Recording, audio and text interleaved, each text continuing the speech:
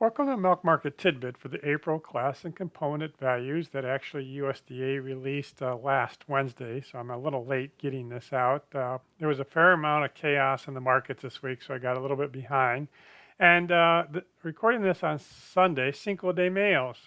All right, so the base oil class, we've known that for a little while. They always come out about 15 days ahead of the actual class 3 and class 4, and that was up 38 cents.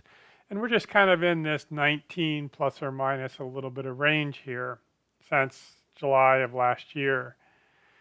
We got the class and component numbers. Now they came out with the National Dairy Sales Report, and April was a 5-week month, and you calculate those by counting the number of Saturdays in a month.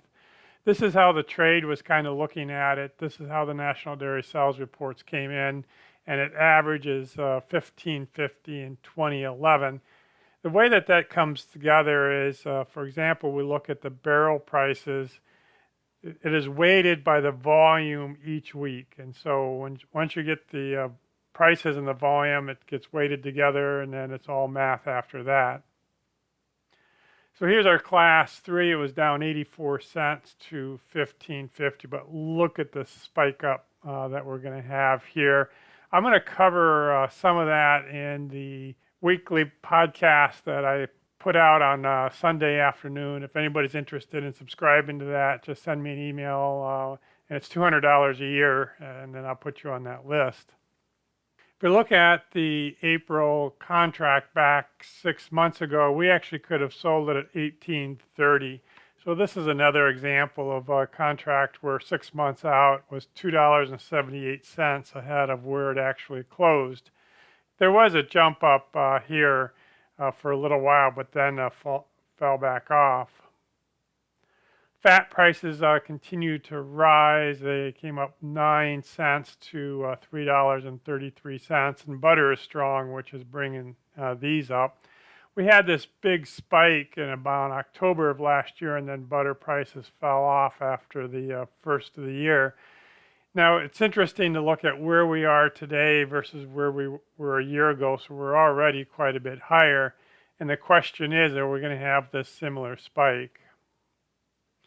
Protein prices are probably at their low for the year. They came down 29 cents, and with this cheese price, they're going to spike up nowhere near the highs that we would expect on protein, but clear under $1 at this point.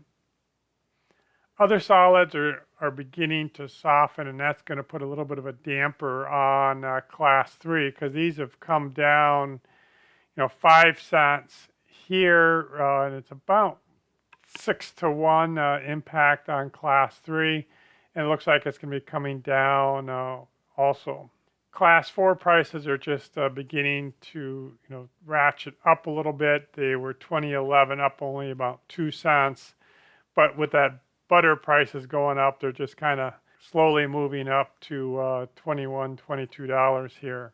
Because I'm using futures on Friday, I just thought I'd throw this graph in. There are some that are thinking that class 3 in blue is going to overtake class 4. I'm not in that camp. So what one organization is suggesting is that you lock in PPD, which is the difference between these. So again, I'm not somebody that thinks that class 3 is going to rally above class 4. So just kind of be careful on that kind of a hedge. And the reason I'm not is because of all these cheese plants coming in, this next year, which is going to just overflood the system in cheese.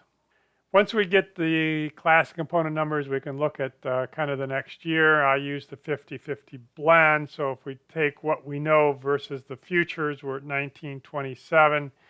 And so it's going to be $1.20 above last year.